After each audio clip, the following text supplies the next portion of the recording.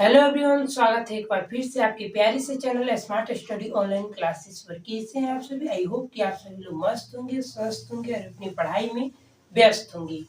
तो मेरा नाम है अनुपम कुमार और हम आप लोगों को बताने वाले हैं क्लास 10th के सोशल साइंस के सिलेबस के बारे में।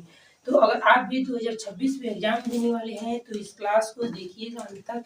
यह क्लास आप लोगों के लिए महत्वपूर्ण होने वाला है, क्योंकि इसमें हम सोशल साइंस के सभी चैप्टर्स के बारे में जानेंगे, इसके सिलेबस के बारे में जानेंगे और अंत में कुछ ऐसे टिप्स देंगे, ऐसे कुछ महत्वपूर्ण बातें बताएंगे जो कि आप लोगों के एग्जाम के लिए बहुत ही महत्वपूर्ण होगा।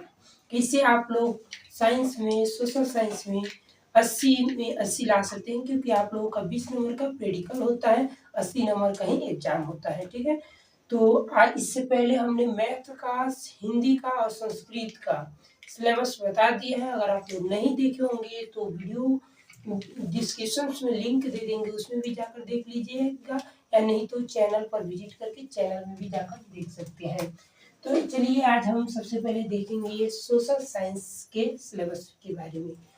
इसके बाद मात्र हम लोगों का एक और सब्जेक्ट रह जा रहा है जिसका नाम है साइंस। साइंस के सिलेबस को हम लोग कल देखेंगे। उसके बाद कल से ही हम लोगों का जो है डे 1 क्लास शुरू हो जाएंगी। सभी हिंदी, इंग्लिश, संस्कृत सभी का शुरू कर दिया जाएगा। इंग्लिश तो अभी आप लोगों को नहीं पढ़ाया जाएगा फिलहाल, और 5 विषय Hindi, math, Sanskrit, science, social science का क्लास कल से चालू हो जाएगा। ठीक है, तो आप लोग अंत तक बने रहिएगा। अंत में कुछ ऐसे टिप्स देने वाले हैं जो कि आप लोगों के लिए बहुत ज़्यादा जरूरी है, यानी महत्वपूर्ण है। चलिए हम लोग देख रहे हैं बिहार बोर्ड क्लास 10 के सिलेबस का नाम है सोशल साइंस और इस चैनल का नाम है स्मार्ट स्टडी ऑनलाइन क्लासेस। तो आप लोग अगर चैनल पर नए होंगे तो चैनल को सब्सक्राइब कर लीजिएगा और अपने दोस्तों में भी शेयर करिए जरा। ठीक है, क्लास को लाइक करिएगा, दोस्तों के पास क्लास को शेयर करिएगा, चैनल को सब्सक्राइब कर लीजिएगा। तो सबसे पहले देखेंगे हम लोग इतिहास में जो है सोशल साइंस में टोटल 4 विषय हैं। कौन कौन सा है? इतिहास की दुनिया, जिसे हम हिस्ट्री बोलते हैं। इतिहास की दुनिया अच्छा से देखिएगा, समय निकाल कर देखिएगा, क्योंकि यह क्लास आप लोग के लिए बहुत ज़्यादा महत्वपूर्ण होने वाला है। इतिहास की दुनिया। दूसरा नंबर है भारत संसाधन और उपयोग। ठीक है, भारत संसाधन और उपयोग, इसको हम ज्योग्राफी बोलते हैं, इसको हम हिस्ट्री बोलते हैं। पहले इसका स्क्रीनशॉट आप लोग ले लीजिए, अच्छा से लिख लीजिएगा अपने नोटबुक में। आई होप कि आप लोग ले लिए होंगे इसका स्क्रीनशॉट। अब चलिए हम फिर से समझा देते हैं। इतिहास की दुनिया, इतिहास, हिस्ट्री को इतिहास बोलते हैं। इतिहास के बारे में हम इतिहास के चैप्टर में बेसिक से देखेंगे। देखिए, इति मतलब होता है बीता हुआ, हास मतलब होता है कहानी, यानी बीता हुआ कहानी। ठीक है, तो इसको हिस्ट्री बोलते हैं। ज्योग्राफी, भारत संसाधन और उपयोग। ठीक है, इसको हम बोलते हैं इंग्लिश में ज्योग्राफी, GEOGRAPHY। तीसरा नंबर है हमारी अर्थव्यवस्था। हमारी अर्थव्यवस्था जिसको इंग्लिश में बोलते हैं इकोनॉमिक्स, ECONOMISC। सही लिखे, ECONOMICS। ठीक है, मिस्टेक हो गया, इसके लिए सॉरी। चलिए चौथा नंबर है लोकतांत्रिक राजनीति। लोकतांत्रिक राजनीति को इंग्लिश में बोलते हैं सिविक्स, CIVICS, सिविक्स बोलते हैं। 4 नंबर इच सब्जेक्ट है जिसका नाम है सिविक्स। एक और होता है आपदा प्रबंधक, जिसको इंग्लिश में बोलते हैं डिजास्टर मैनेजमेंट, उसको मैनेजर भी बोला जाता है। तो उसको हम इसमें नहीं लिखे हैं, तो उसको हम लोग बाद में देख लेंगे। उस कोई अलग बुक नहीं रहता है, ज्योग्राफी में ही लास्ट में दिया रहता है। तो आई होप आप लोग मेरी बातों को समझ रहे होंगे। तो देखिए सबसे पहले देखते हैं हिस्ट्री। हिस्ट्री में टोटल 8 चैप्टर हैं। कितने चैप्टर हैं? 8 चैप्टर हैं। आप लोग प्लीज, आप लोग से हाथ जोड़ के निवेदन है कि क्लास बहुत महत्वपूर्ण है, इसको अच्छे से देखिएगा। ठीक है, सबसे पहले देखेंगे हिस्ट्री। हिस्ट्री में है चैप्टर नंबर 1 जिसका नाम है यूरोप में राष्ट्रवाद। दूसरा नंबर है समाजवाद और साम्यवाद। तीसरा नंबर चैप्टर है हिंद चीन में राष्ट्रवादी व आंदोलन। चौथा नंबर चैप्टर है भारत में राष्ट्रवाद, भारत में राष्ट्रवाद। पांचवा चैप्टर है अर्थव्यवस्था और आजीविका। छठा चैप्टर है शहरीकरण और शहरी जीवन। अभी आप लोग देख लीजिए, उसके बाद इसके सिलेबस के भी बारे में हम बात करेंगे। सातवां चैप्टर है व्यापार और भूमंडलीकरण, व्यापार और भूमंडलीकरण। आठवां नंबर चैप्टर है प्रेम, संस्कृति एवं राष्ट्रवाद। ठीक है, तो आई होप कि आप लोग समझ गए होंगे कि हिस्ट्री में मात्र केवल 8 चैप्टर पढ़ने हैं, जो कि बहुत ईजी है और ज्यादा टेंशन लेने की जरूरत नहीं है। अभी से ही क्लास डेली रोजाना आप लोगों को करना है। और हाँ, अभी हम लोग के पास 365 दिन है, यानी साल भर है, तो अच्छा से पढ़ेंगे, बिना टेंशन के पढ़ेंगे, मस्ती में पढ़ेंगे और सिलेबस को 2 बार 3 बार रिवाइज करेंगे। ठीक है, दूसरा नंबर देखेंगे, दूसरा बुक है ज्योग्राफी। ज्योग्राफी में टोटल 12 चैप्टर है। देखने में इतना ज्यादा लग रहा है, पर हिस्ट्री इतना ही मानी भी है, क्योंकि छोटा छोटा चैप्टर है।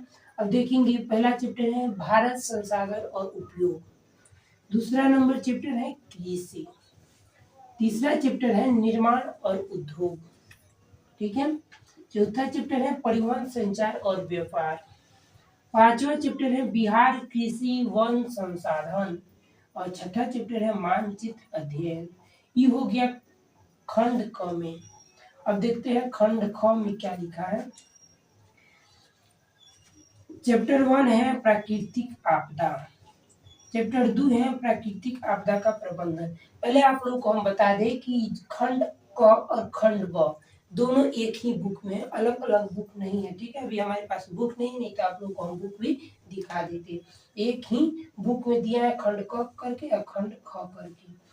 तो दूसरा चैप्टर है प्राकृतिक आपदा का प्रबंधन। इसमें हम बाढ़ और सुखाड़ के बारे में देखेंगे। ठीक है, तीसरा भी चैप्टर है प्राकृतिक आपदा का प्रबंधन। इसमें हम भूकंप और सुनामी के बारे में देखेंगे। चौथा चैप्टर है जीवन रक्षक आकस्मिक प्रबंधन। ठीक है, पांचवा चैप्टर देखेंगे आपदा काल में वैकल्पिक संचार व्यवस्था। और छठा चैप्टर है आपदा और सह अस्तित्व। आई होप कि आप लोग चैप्टर को समझ गए होंगे कि टोटल यहाँ पर 6 है और यहाँ पर भी कितना है, तो 6 है। ज्यादा भारी नहीं है, बस ये 8 चैप्टर, ये 6, ये 12 चैप्टर के बराबर है। समझ गए ना, इसमें ज्यादा दिया है इकाई में करके, पर इजी चैप्टर है, कोई भारी नहीं है। चलिए अब देखते हैं इकोनॉमिक्स। इससे पहले हम लोग ने ज्योग्राफी देख लिया, हिस्ट्री भी देख लिया। इकोनॉमिक्स में देखते हैं, इसमें टोटल 7 चैप्टर है। पहला चैप्टर है अर्थव्यवस्था एवं उसके विकास का इतिहास। अर्थव्यवस्था देखेंगे और उसके इतिहास के विकास के बारे में देखेंगे। विकास के मतलब इतिहास के बारे में देखेंगे। दूसरा चैप्टर है राज्य एवं राष्ट्र की आय। तीसरा चैप्टर है मुद्रा, बचत एवं साख। और चौथा चैप्टर है हमारी वित्तीय संस्थाएं। पांचवा चैप्टर है रोजगार एवं सेवाएं। छठा चैप्टर है वैश्वीकरण। और सातवां चैप्टर है उपभोक्ता जागरण एवं संरक्षण। तो देख लिए, केवल 7 चैप्टर है, जो कि हमें साल भर में पढ़ना है। इसमें 12 चैप्टर है और इसमें 8 चैप्टर है। अब हम पहले आप लोगों को एक और बुक है जो इस बुक पर नहीं आता है, उसको भी लिख देते हैं। ठीक है, कहाँ गया, चलिए इसको मिटा देते हैं, हिस्ट्री वाला मिटा देते हैं, उसके बाद यहीं पर लिख देते हैं। आप लोग अपने दोस्तों में भी शेयर करिए। क्लास अच्छा लगे तो क्लास को लाइक करिए। और देखिए, अभी उतना अच्छा वीडियो नहीं बना पा रहे हैं, क्योंकि हमें भी अभी उतना अच्छा मतलब नहीं कर पाए हैं। तो आप लोग हमें सपोर्ट करिए अधिक से अधिक, उसके बाद अच्छा से अच्छा वीडियो बनाया जाएगा, क्लास लाया जाएगा आप लोग के लिए। क्योंकि देखिए, कोई भी कार्य होता है वह जीरो से शुरुआत होता है। अभी हम भी शुरुआत ही किए हैं, तो अभी से आप लोग हमें सपोर्ट करेंगे तो सब आप लोग के हाथ में है। आप लोग कहाँ से कहाँ पहुँचा सकते हैं। ठीक है, तो देखते हैं। सबसे पहले इसमें लिखे हैं, ठीक है, इसमें लिखे हैं चैप्टर का नाम लोकतंत्र में सत्ता की साझेदारी। पहले तो लिख देते हैं ना। ये हो गया, हिस्ट्री देख लिए, ज्योग्राफी देख लिए, इकोनॉमिक्स देख लिए, सिविक्स देख लिए, एक होता है पॉलिटिकल। 5 नंबर चौथा, 1 2 3 4 5।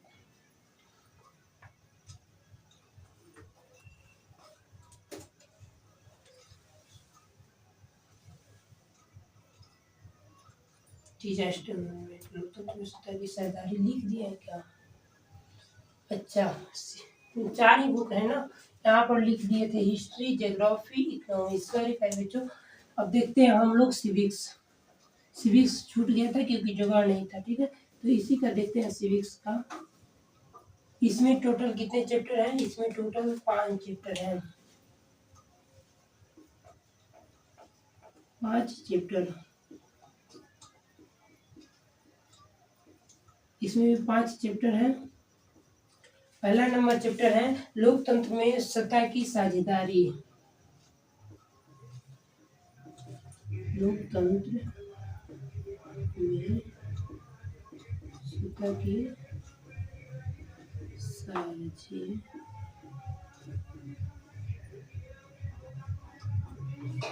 ठीक है। देखिए दूसरा नंबर चैप्टर है सत्ता में साझेदारी की कार्यप्रणाली, ठीक है। सत्ता में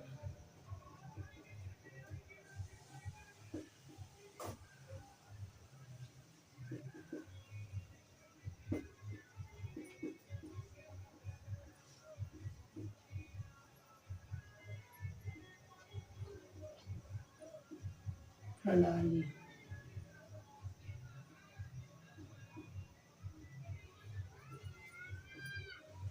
तीसरा चैप्टर है लोकतंत्र में प्रतिस्पर्धा एवं संघर्ष।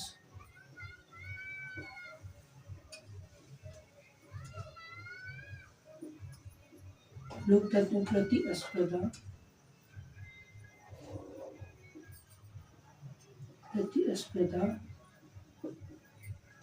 और लोकतंत्र में प्रतिस्पर्धा एवं संघर्ष।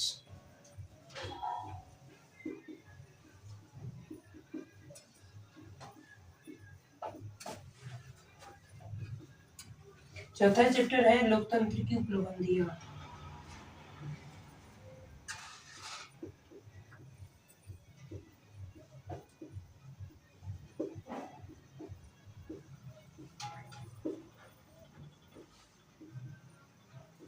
पांचवा चैप्टर है जिसका नाम है लोकतंत्र की चुनौतियां।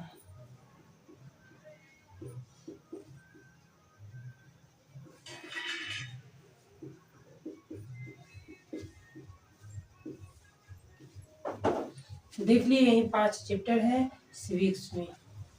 तो टोटल हम लोगों का कितना चैप्टर हो रहा है चलिए देख लेते हैं। इसको मिटाते हैं इकोनॉमिक्स को,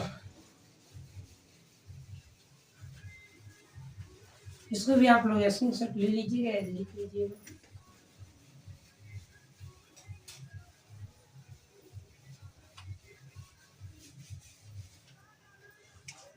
देखते हैं हिस्ट्री में कितना था। हिस्ट्री में था 8। ज्योग्राफी में कितना था? 12। इकोनॉमिक्स में कितना था? इकोनॉमिक्स में था कितना? 7 था ना, 7। सिविक्स, सिविक्स में कितना है? 5। सिविक्स में 5 है, इसमें सिविक्स में 5 है। और एक होता है आपदा प्रबंधक। तो आपदा प्रबंधक में ज्योग्राफी वाला लास्ट वाला ही रहता है, ठीक है। तो मात्र देख लीजिए 4 बुक है और टोटल सिलेबस में कितने चैप्टर्स पढ़ने हैं? 12 8 20, 12 8 20, 20 7 27 और 27 5, इतने ही चैप्टर्स पढ़ने हैं केवल 365 दिन में। और ये केवल नहीं है, बहुत ज्यादा समय है, ठीक है। चलिए और क्या समझाना है आप लोगों को सिलेबस के बारे में, इसे मिटा देते हैं। आप लोग बस थोड़ा सा धैर्य बनाकर अच्छे से क्लास को देख लीजिए। सभी सिलेबस में क्या क्या पूछा जाता है, कैसे इसे पढ़ा जाता है, सभी बता देंगे, ठीक है।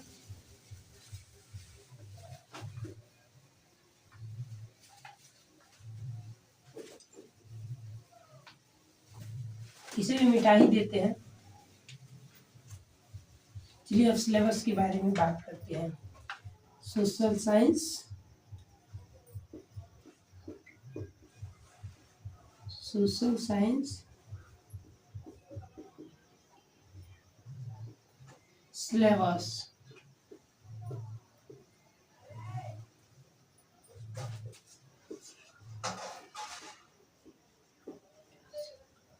सोशल साइंस सिलेबस, ठीक है। अब आप लोगों को भी मालूम होगा कि 100 नंबर का टोटल 100 मार्क्स का रहता है, जिसमें हमें 20 नंबर प्रेडिकल मिल जाता है स्कूल के द्वारा। 20 में मतलब अच्छा से आप लोग लिख कर दे दीजिएगा, तो अब 15 से प्लस मिलता है, 15, 17, 18, 19, 20 भी मिल जाता है, ठीक है। और हमें कितना नंबर का एग्जाम देना रहता है? 80 मार्क्स का, 80 नंबर का, ठीक है। 80 नंबर का एग्जाम देना रहता है। और 80 नंबर में क्या क्या रहता है? पहले होता है ऑब्जेक्टिव, OBJECTI। अब ऑब्जेक्टिव रहता है, दूसरा क्या रहता है जी? दूसरा रहता है सब्जेक्टिव, SUBJECTIVE, सब्जेक्टिव। देखिए हम आप लोगों को नंबर भी देंगे, जिस नंबर पर आप लोग मैसेज करके हमारे ग्रुप में ज्वाइन हो जाइएगा। और अभी तो बहुत कुछ है, बस आप लोग क्लास में बने रहिए, सब बताएंगे, धैर्य के साथ क्लास को देखते रहिए, ठीक है। देखिए 80 नंबर का हमें एग्जाम देना रहता है, जिसमें एडजेक्टिव रहता है और सब्जेक्टिव रहता है। एडजेक्टिव में कितना प्रश्न होता है? 80 में से 40 बनाना रहता है, बनाना है,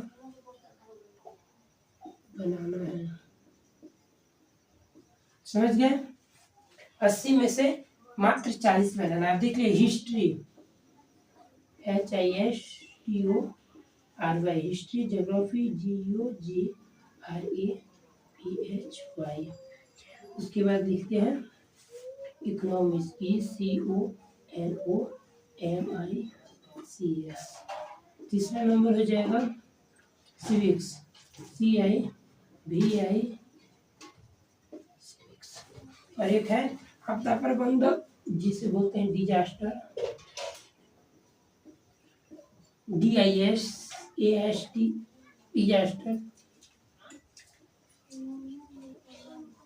डिजास्टर मैनेजर भी बोलते हैं इसको, ठीक है। अब देख लीजिए यही टोटल है। अब आप लोग बताइए कि 80 प्रश्न ऑब्जेक्टिव में जो पूछता है, उसमें हिस्ट्री से कितना पूछता है? तो चलिए हम ही बता देते हैं, क्योंकि लंबा क्लास हो जाएगा। तो देखिए इसमें लगभग मेरे हिसाब से 27 ऑब्जेक्टिव हिस्ट्री से पूछता है, और 27 ऑब्जेक्टिव ज्योग्राफी से भी पूछता है। ज्योग्राफी तो भी 20 पूछता है, ठीक है, सॉरी 20 पूछता है। और ज्योग्राफी से भी 20 पूछता है। इकोनॉमिक्स से 17 ऑब्जेक्टिव पूछता है। सिविक्स से भी 17 ऑब्जेक्टिव पूछता है। और आपदा प्रबंधक से लगभग 6 ऑब्जेक्टिव पूछ ही लेता है, ठीक है। तो आप लोग देख लिए, हिस्ट्री से 20 पूछता है, ज्योग्राफी से 20 पूछता है, और इकोनॉमिक्स से 17 पूछता है, और इससे भी 17 पूछता है। तो इसको पहले हम जोड़ लेते हैं, ठीक है, कितना हो रहा है।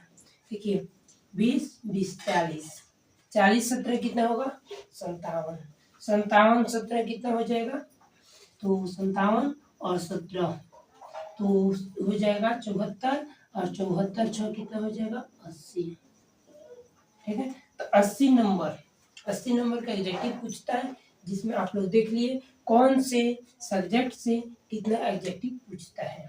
चलिए 80 पूछता है। यदि आप लोग इस सभी को पढ़ लेते हैं, 80 में हमें बनाना कितना है? 40। तो आप लोग बताइए, अगर हिस्ट्री और ज्योग्राफी को मजबूत कर लेते हैं तो क्या 40 प्रश्न नहीं बन जाएगा? बिल्कुल बन जाएगा। हिस्ट्री, ज्योग्राफी, इकोनॉमिक्स को भी मजबूत कर लेते हैं, फिर भी आप लोगों का 40 में 40 बनेगा। हम आप लोग को यह क्यों बताएं? क्योंकि आप लोग इसके अनुसार मेहनत करेंगे। देखेंगे हिस्ट्री में नहीं तो बहुत ज़्यादा बच्चा क्या करता है, इकोनॉमिक्स और सिविक्स में लगा रहता है। हिस्ट्री अच्छा से पढ़ लीजिएगा 20 नंबर, ज्योग्राफी 20 नंबर, सिविक्स पढ़ लीजिएगा, इकोनॉमिक्स पढ़ लीजिएगा 17 नंबर।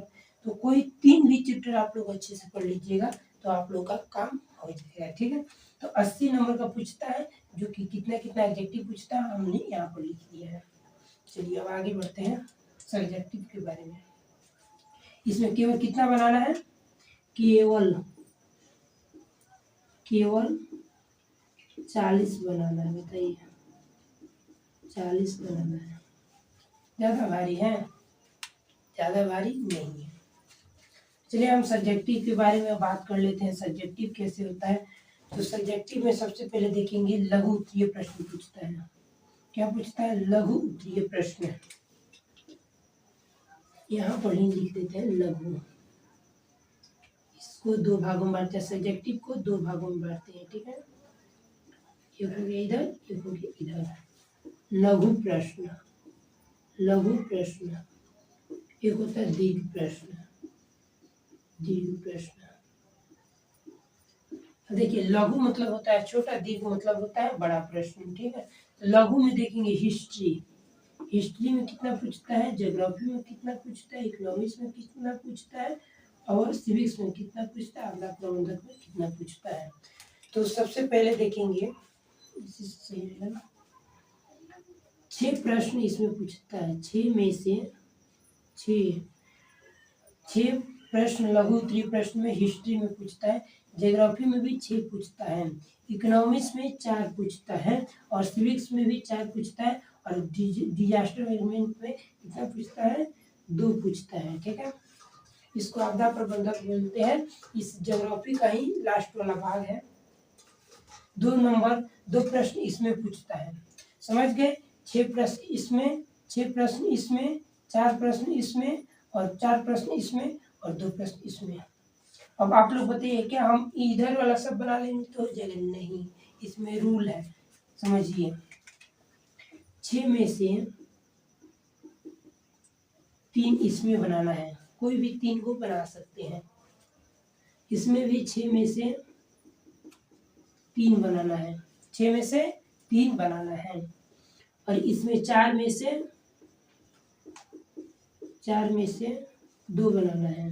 कितना बनाना है? 2 बनाना है, और इसमें भी 4 में से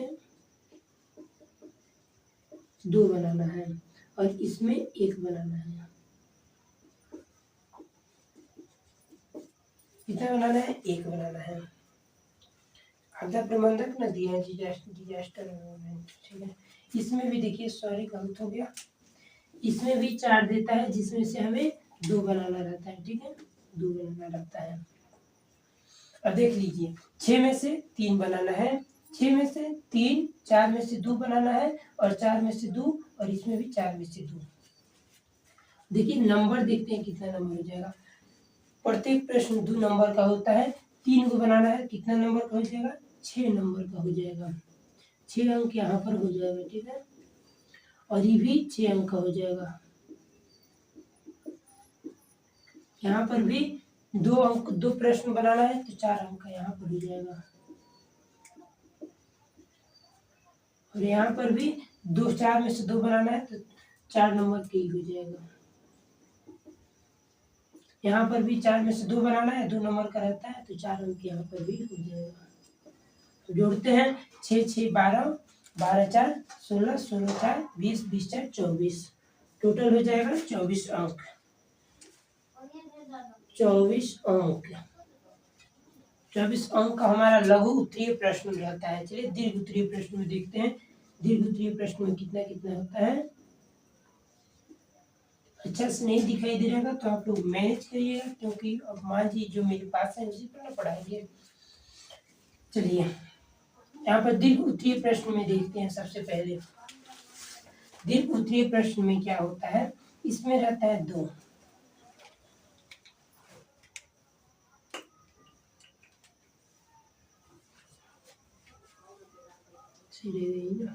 इसको भी लिख सकते हैं, यूज कर सकते हैं। 2 इसमें रहता है, 2 इसमें रहता है, 2 इसमें रहता है, 2 इसमें रहता है। और क्या आपदा प्रबंधक में से पूछता है? तो आपदा प्रबंधक में से नहीं पूछता है। ठीक है, नहीं पूछता है। अब आप लोग बताइए दीर्घ उत्तरीय प्रश्न कितना नंबर का होता है? सभी कोई जानता है कि दीर्घ उत्तरीय प्रश्न 5 अंक का होता है, क्योंकि हमने हिस्ट्री में भी देखा है, मतलब इससे तो हिंदी में भी देखा है, संस्कृत में भी देखा है और मैथ में भी देखा है। परंतु इसमें दीर्घ उत्तरीय प्रश्न 4 अंक का होता है। ठीक है, इसमें से एक बनाना है, में से एक। ठीक है, इसमें भी 2 में से एक, 2 में से एक और 2 में से एक। अब देखिए आप सभी कि मतलब 2 में से एक बनाना है, यहाँ पर भी 2 में से एक बनाना है, 2 में से एक। और आपदा प्रबंधक में से नहीं पूछता है, केवल लघु में पूछता है। ठीक है, और एडजेक्टिव में 6 प्रश्न पूछता है। तो देख लेते हैं कितना नंबर का हो रहा है। अभी एक प्रश्न 4 अंक का होगा, 4 अंक यहाँ पर, 4 अंक, 4 अंक और 4 अंक। टोटल कितना हो रहा है? 4 4 12, 12 4 16, 16 4 20, सॉरी 4 4 8, 8 4 12, 12 4 16, 16 अंक यहाँ पर हुआ। वीडियो बनाने में, आप लोग को समझाने में जोड़ना थोड़ा सा गलत कर दिए। ठीक है, अभी शुरुआत है, धीरे धीरे सब सही हो जाएगा। बस आप लोग हमें सपोर्ट करिए और हम भी आप लोगों को अच्छा से मन से पढ़ाएंगे। ठीक है, अब देखिए यहाँ पर हो गया टोटल हम लोग का कितना अंक हो गया? टोटल अंक, टोटल अंक, टोटल अंक कितना हुआ? यहाँ पर देख लिए कितना बनाना है? 40 नंबर का बनाना है, 40 सब्जेक्टिव बनाने हैं। OMR शीट मिलता है, उसमें भरना रहता है, जिसे मान लीजिए हिस्सा है। ठीक है, ब्लैक में रहता है, ब्लैक में रहता है। और आप लोग ब्लू या ब्लैक पेन से इसको ऐसे भर देते हैं। ठीक है, गोला से बाहर नहीं निकलना चाहिए।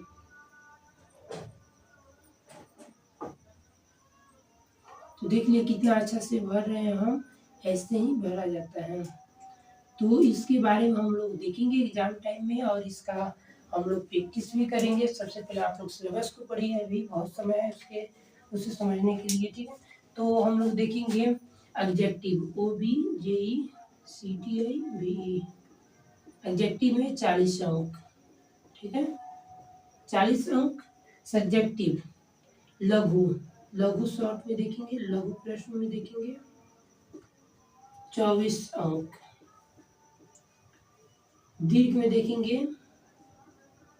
दीर्घ प्रश्न में, दीर्घ में भी हो गया 16 अंक। टोटल जोड़ कर देखिए कितना हो रहा है? 6 4 10 के 0, हासिल 1 और 4 2 6 1 7 1 8, 80 अंक हो गया। ठीक है, और 20 नंबर होता है प्रेडिकल, प्रेडिकल, प्रेडिकल में 20 अंक होता है। तो इससे हो गया हम लोग का टोटल 100 अंक,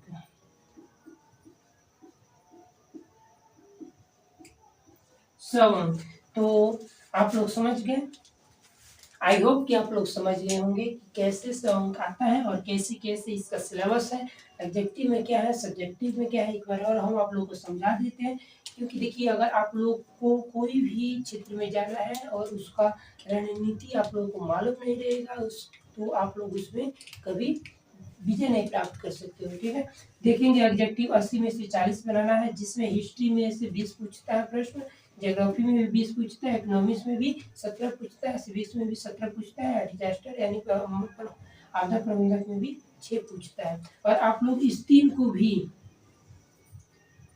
को भी मजबूत कर लेते हैं तो आपका ऑब्जेक्टिव बन जाएगा। ठीक है, सब्जेक्टिव में देखेंगे तो 6 में से 3 बनाने होते हैं और 2 अंक का प्रश्न, 2 नंबर का मतलब एक प्रश्न होता है। जैसे 3 बनाने होते हैं तो 6 अंक का हो गया। उसके बाद ज्योग्राफी में भी 6 में से 3 बनाने होते हैं, ये भी 6 अंक का हो गया। इकोनॉमिक्स में 4 में से 2 बनाने होते हैं और ये भी 4 अंक का हो गया। और सिविक्स में भी 4 में से 2 बनाने होते हैं, 4 अंक का हो गया। और आपदा प्रबंधक में देखेंगे 4 में से 2 बनाने होते हैं और ये कितना नंबर का? 4 अंक का हो गया। आपदा प्रबंधक में से दीर्घ उत्तरीय प्रश्न में नहीं पूछता है। यहाँ पर देखेंगे द्विघुत्रीय प्रश्न में हिस्ट्री में 2 में से 1 बनाने होते हैं, एक प्रश्न 4 अंक का होता है। ज्योग्राफी में भी 2 में से 1 बनाने होते हैं, 4 अंक का होता है। और सिविक्स में भी 2 में से 1 बनाने होते हैं, 4 अंक का होता है। उसके बाद है इकोनॉमिक्स में भी 2 में से 1 बनाने होते हैं, एक 4 अंक का होता है, एक प्रश्न 4 अंक का होता है। तो आई होप कि आप लोग समझ गए होंगे। और हम आपको क्या बताने वाले थे वीडियो को, मतलब क्लास के शुरू में ही बोले थे कि हम लास्ट में आप लोगों को कुछ ऐसे टिप्स बताएंगे जिससे आप लोग मतलब थोड़ा भी मेहनत अच्छे से कर लेते हैं तो यहाँ पर 100 में 90 प्लस ला ही देंगे। ठीक है, तो चलिए उसके बारे में अब बात करते हैं। इसका स्क्रीनशॉट ले लीजिएगा, आप तो मिटा दिए, वीडियो को क्लास को पीछे करके ले लीजिएगा स्क्रीनशॉट। चलिए आप समझते हैं कैसे लाएं सोशल साइंस। अब देखिए कुछ ऐसे बात करेंगे सिलेबस से, सोशल साइंस सिलेबस से हटकर। हमारे विषय कितने होते हैं? हिंदी होते हैं, हिंदी रहता है,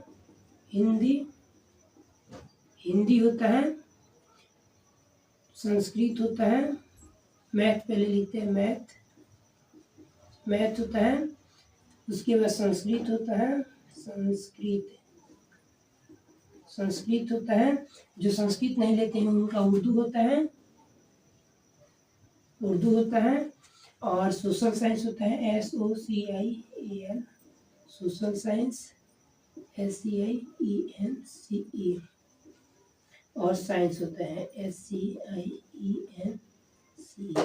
बोल कर क्यों लिख रहे हैं क्या? ताकि आप लोग को भी याद हो जाएगा। ठीक है, देखिए यही 5 चैप्टर जो है हम लोग की क्लास 10th में महत्वपूर्ण है। इंग्लिश अलग लिखते हैं क्योंकि इंग्लिश का नंबर उसमें नहीं जुड़ता है, और इंग्लिश हम आप लोग को पढ़ाएंगे भी नहीं। अब देखिए सबसे ज्यादा जो चैप्टर है वो साइंस में है, सोशल साइंस में। और बच्चे क्या करते हैं, देखते हैं साइंस भारी है, सोशल साइंस भी भारी है, दिन रात इसी में लगे रहते हैं। और ये नंबर कितना का है? 80 नंबर का ही है और 80 नंबर का ही है। समझ गए? यही 80 नंबर पाने के लिए दिन रात इसी में लगे रहते हैं, और उसके चक्कर में हिंदी, मैथ, संस्कृत या उर्दू उनका छूट जाता है।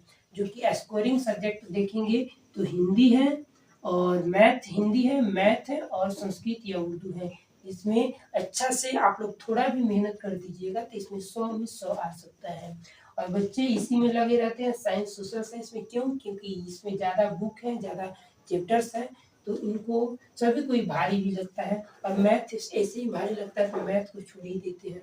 तो हम आप लोगों को बता दें कि सबसे अच्छा से मैथ पढ़ाएंगे, हिंदी पढ़ाएंगे, मैथ पढ़ाएंगे और संस्कृत पढ़ाएंगे, उर्दू नहीं पढ़ाएंगे, और साइंस, सोशल साइंस बिल्कुल नहीं पढ़ाएंगे। ठीक है, अब आप लोग सोचेंगे कि साइंस, सोशल साइंस नहीं पढ़ाएंगे तो हम लोग फेल ही हो जाएंगे। बिल्कुल फेल नहीं होइएगा, 80 में 80 लाने की गारंटी है। और पढ़ाएंगे भी नहीं और गारंटी भी दे रहे हैं, वो कैसे? तो सबसे पहले देख लीजिए हिंदी, तो आप लोगों का पढ़ाई होगा, कल से चालू हो जाएगा। बिल्कुल हिंदी में निचोड़ सभी प्रश्नों को पढ़ाया जाएगा, बिल्कुल बेसिक से पढ़ाया जाएगा। मैथ भी बिल्कुल बेसिक से पढ़ाया जाएगा, संस्कृत भी चैप्टर बाई चैप्टर पढ़ाया जाएगा। इन 3 सब्जेक्ट को चैप्टर बाई चैप्टर अच्छे से पढ़ाएंगे। और साइंस, सोशल साइंस को अभी नहीं पढ़ाएंगे क्योंकि झूठ बोलने से क्या फायदा। आप लोग हम पर विश्वास किए हैं तो मेरा भी कर्तव्य है कि आप लोगों को मतलब सही मार्गदर्शक दिखाया जाए। देखिए हिंदी, मैथ, संस्कृत, एक बार और सुन लीजिए, हिंदी, मैथ, संस्कृत पढ़ाएंगे, सोशल साइंस और साइंस नहीं पढ़ाएंगे। फिर भी इसमें भी 80 में 80 लाने की गारंटी देंगे। कैसे? तो सभी सब्जेक्ट का, सभी विषयों का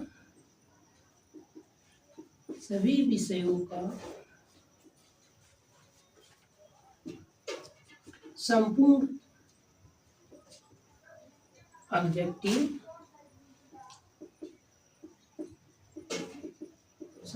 एग्जेक्टिव कितना? 850। सभी विषयों का संपूर्ण एग्जेक्टिव 850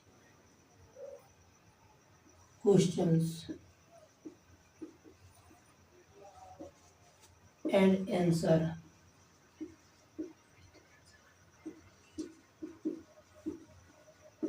के साथ दिया जाएगा। समझ गए? सभी विषयों का, इंग्लिश छोड़कर, इंग्लिश भी देख लेंगे, अगर हो सकेगा तो लास्ट में दे देंगे। इन सभी पांचों विषयों का संपूर्ण एडजेक्टिव यानी 850 एडजेक्टिव, जो कि बहुत ज्यादा है, ठीक है, दिया जाएगा। और 850 एडजेक्टिव अगर आप लोग साल भर में याद कर लेते हैं सभी विषयों का, एक विषय का नहीं, इसका भी 850, इसका भी 850, इसका भी 850 और इसका भी 850, नहीं तो आप लोग समझ नहीं पाते, ठीक है। 850 सभी विषयों का एडजेक्टिव दिया जाएगा, जिसको आप लोग अभी से अच्छे से पढ़ लेंगे तो प्रश्न कितना आता है एग्जाम में, 100 एडजेक्टिव आएगा इसमें, 100 आएगा इसमें, 100 आएगा इसमें और 100 आता है इसमें, और 40-80 आएगा इसमें और 80 आएगा इसमें, ठीक है। और हमें बनाना कितना रहता है, 50 50 50, इसमें 40, इसमें भी 40, जो कि 850 एडजेक्टिव देंगे। उसी में से गारंटी के साथ 50 लड़ेगा, 50 लड़ेगा, 50 लड़ेगा, यहाँ पर 40 भी लड़ेगा, यहाँ पर भी 40 लड़ेगा। तो आप लोग एडजेक्टिव का टेंशन आप लोगों का समाप्त हुआ कि नहीं हुआ? आई होप कि आप लोग एडजेक्टिव के टेंशन से समाप्त हो गए होंगे, क्योंकि 850 एडजेक्टिव देंगे और उसको आप लोग याद कर लीजिएगा और सभी क्वेश्चंस लड़ जाएंगे एग्जाम में, ठीक है। चलिए अब देखते हैं सब्जेक्टिव के लिए भी कुछ करना होगा ना, ऐसे तो इसका पढ़ाई होगा, पर इसके लिए तो जरूर कुछ करेंगे ही करेंगे। चलिए मिटाते हैं इसको।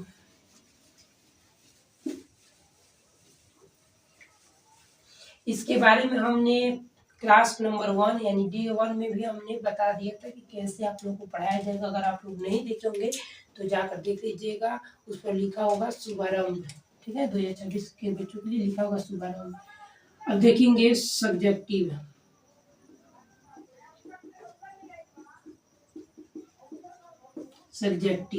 अब सब्जेक्टिव में क्या होगा, साइंस, SCIENCE, साइंस, ठीक है। साइंस में 250 लघु, social science, SOCIES, social science, SCIENCE, 250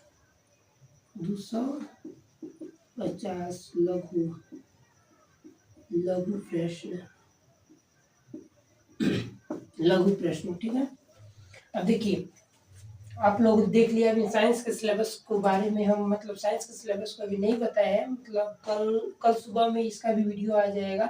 social science तो आज बता दिए, तो सोशल साइंस में देख लिया आप लोग 4 विषय थे यानी 4 बुक था, और 4 बुक में टोटल हम 250 एडजेक्टिव दे देंगे, जिसमें से हम लोग को कितना बनाना था एडजेक्टिव, तो हम लोग का प्रश्न कितना बनाना था, 3 हिस्ट्री में, 3 ज्योग्राफी में, 3 इकोनॉमिक्स में और 2 सिविक्स, 3 ही बनाना था ना, 3 3 6, यहाँ पर 2 भी है, 2 था।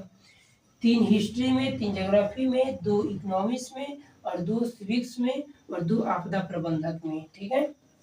3 6, हाँ सही है, इतना ही बनाना था।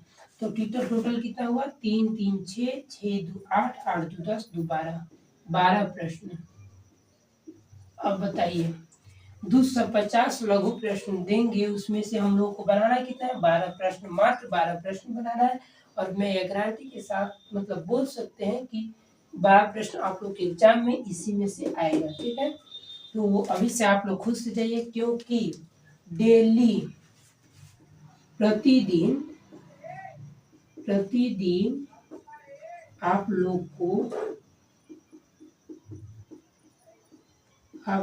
को 5 लघु प्रश्न साइंस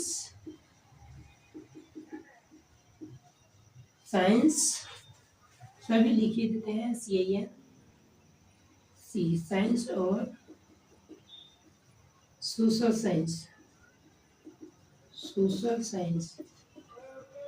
साइंस में दिया जाएगा। क्लास लंबा हो जाएगा, इसीलिए किसी तरह लिख दिए। मतलब प्रतिदिन 5-5 लघु प्रश्न साइंस में भी सोशल साइंस में दिया जाएगा। और आप लोग से भी मतलब मेरा निवेदन है कि डेली एक नोटबुक बना लीजिएगा, साइंस का भी और सोशल साइंस का भी, और उसमें डेली 5 प्रश्न जो देंगे उसको अच्छा से उतार लीजिएगा और उसको याद कर लीजिएगा, ठीक है। और देखिएगा एग्जाम टाइम में आप लोगों को बिल्कुल भी टेंशन नहीं रहेगा, क्योंकि इधर ही हम सब कंप्लीट करवा देंगे। और दीर्घ उत्तरीय प्रश्न देखिए, दीर्घ प्रश्न लगभग 80 देंगे। 80 में से आप लोग को बनाना कितना रहेगा, देख लीजिए कितना बनाना आता है। एक एक एक एक 4 को बनाना रहेगा। 80 में से 4 बनाना है। अब देख लीजिए दीर्घ में भी 80 प्रश्न देंगे, अभी नहीं लिखवाएंगे, वो एग्जाम में लगभग 2-3 महीना रहेगा, उस टाइम से हमारा दीर्घ प्रश्न चालू होगा, ठीक है। अभी केवल लघु चालू हो जाएगा। तो दीर्घ प्रश्न में देखेंगे 80 में से 4 बनाना है, यानी 80 प्रश्न देंगे और आप लोग के एग्जाम में केवल 4 बनाने हैं और 80 में से ही 4 प्रश्न आ जाएंगे, ठीक है। तो आई होप कि आप लोग मुझ पर विश्वास किए होंगे। अगर क्लास अच्छा लगा होगा तो क्लास को लाइक करिएगा और दोस्तों में शेयर करिएगा, ठीक है। अब देखिए आप लोगों को कुछ और बता देते हैं। अभी तक आप लोग हमारी मतलब ग्रुप में नहीं जुड़े हैं तो नंबर लिखिए 82-357-40-70-1। इस नंबर पर आप लोग मैसेज कर दीजिएगा। आप लोग को फ्री ऑफ कॉस्ट यानी फ्री में जोड़ दिया जाएगा इस ग्रुप में। और जितने भी ऑब्जेक्टिव सब्जेक्टिव दिए जाएंगे सब आप लोग को ग्रुप में भेजा जाएगा। और हाँ, क्लास का नोटिफिकेशन भी ग्रुप में भेजा जाएगा। और कोई अगर मान लीजिए मैथ बनाते हैं और प्रतिदिन मैथ में होमवर्क भी आप लोग के ग्रुप में ही दिया जाएगा, तो इसमें आप लोग मैसेज करके जुड़ जाइएगा, फ्री में जुड़ दिया जाएगा, ठीक है।